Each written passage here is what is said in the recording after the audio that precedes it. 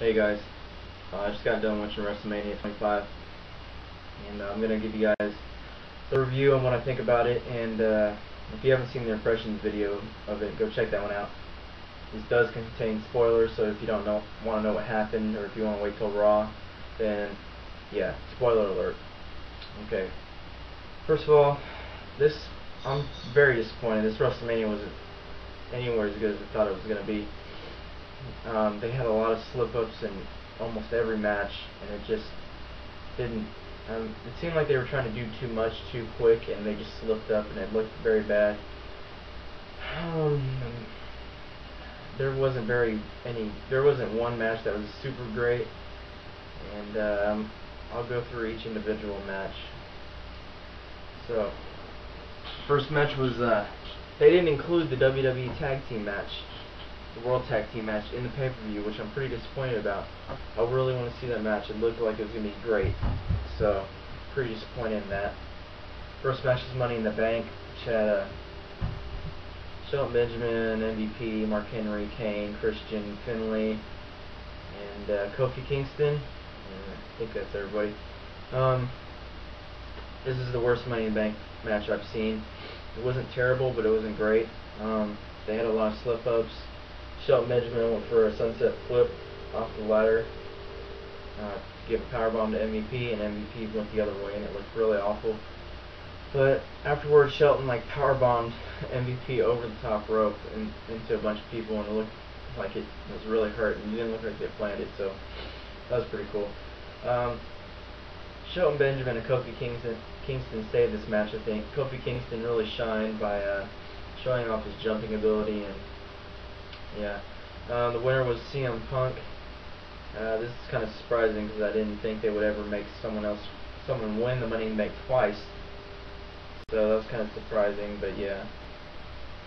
It was the worst Money in the Bank I've seen. Next match was the Divas match. It was just basically a Diva Royal Rumble, basically, and it was pretty boring, pretty bad. I mean, they made all the Divas come out at the same time while Kid Rock was playing, which I didn't enjoy. I mean, it would have took a long time to make them come out individually, but they could have did it, when they were halfway down the ramp, which would have been better in my opinion. That way you could see each Diva who was, coming out individually. Because I hear Sunny was in that, and I didn't even see her, and that pissed me off because I wanted to see Sunny come out, And Victoria was there, didn't get to see much of her. Anyway, they didn't have any of the great Divas from the past besides Sunny. They didn't have Trish, they didn't have Chyna, they didn't have Lita. God, I was disappointed. Santino Marella won. It was funny for a couple seconds, but it was pretty lame. Pretty lame.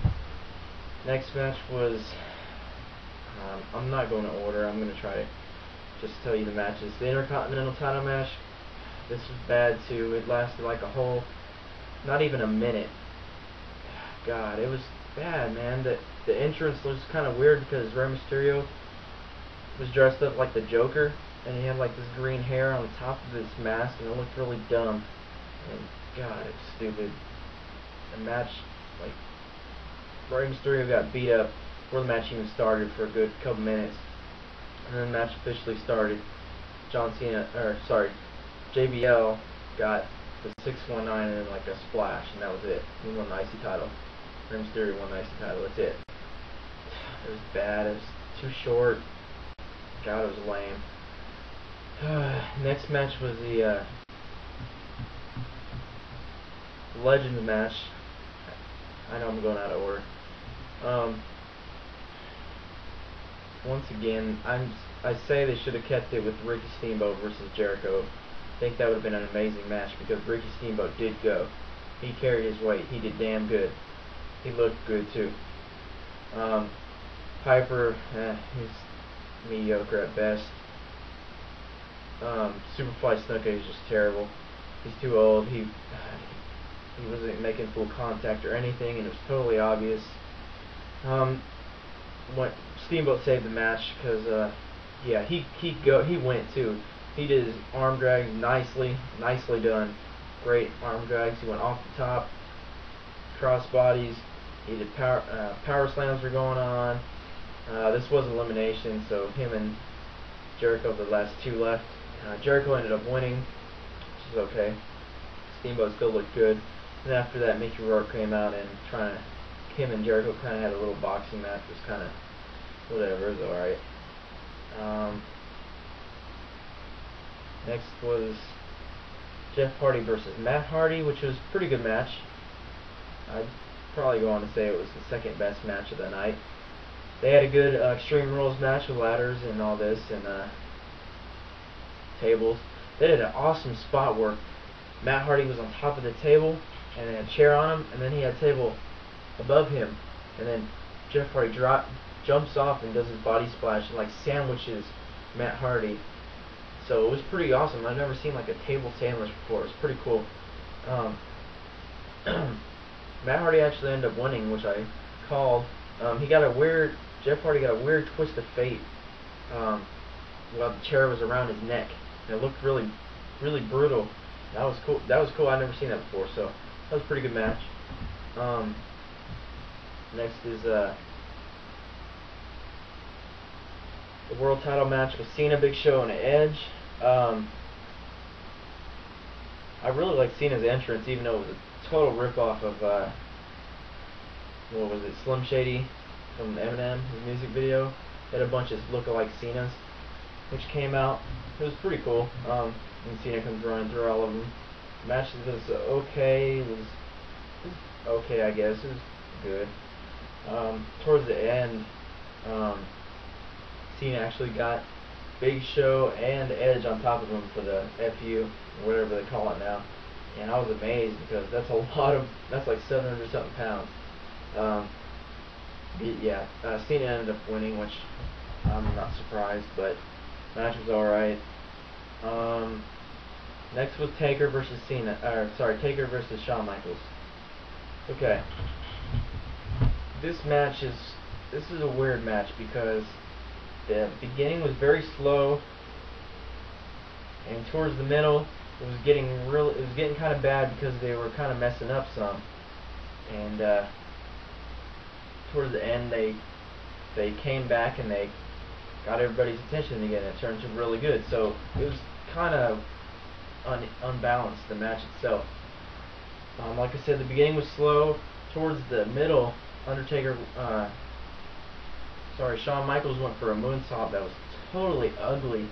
He like went sideways and like Taker dove out of the way, and Shawn Michaels landed with a splat, and it was terrible looking. I mean, the moonsault itself was ugly. But even worse after that, Undertaker went for a swan dive, landed on a cameraman, the ref, and Shawn Michaels, and he looked like he landed straight on his neck and crunched, and like, God, it looked like he broke his neck, I swear to God. Shawn Michaels had to buy him time to recover because he looked hurt. I thought the match was done after that. But after a while, Undertaker got back in the ring and they continued the match. And after that, the match started picking up, started getting better and better. A lot of reversals. Shawn Michaels super kicked Undertaker, and it didn't look like he hit him in the chin at all. It looked like he kicked him in the neck, which is understandable because Undertaker's so damn tall. That was kind of bad, but it was alright. There's a lot of reversals. Shawn Michaels reversed Undertaker into some kind of weird DDT, and it didn't look good at all. It looked kind of crappy. God, this was a sloppy match. Undertaker actually tombstoned Shawn Michaels, and he kicked out of it. That's the first person I've ever seen kicked out of the tombstone that I can recall. And I was surprised as hell. The match went on. Taker kicked out of the super kick, and Shawn Michaels goes for a moonsault, and Taker catches him and reverses into a tombstone and finally pins him. So, kind of glad Taker won on that one. That was, I don't know if you'd call it the match of the night. I guess you would, because the ending did redeem itself. And the last match was Orton versus Triple H. It was okay. I think WWE has a no blood policy now. There isn't any blood or anything. The only thing they did really was hit with a sledgehammer. The only thing they did that was cool was they hit it with a sledgehammer and did a back body drop on the table. The match was okay. I mean, I've seen much better matches from them together. Yeah, it was okay. Triple H ended up getting the boot on Orton like he always got on him and finished him with the pedigree. It was okay, like I said. Triple H ended up winning, which I'm kind of surprised. I wanted Orton to win. I don't see...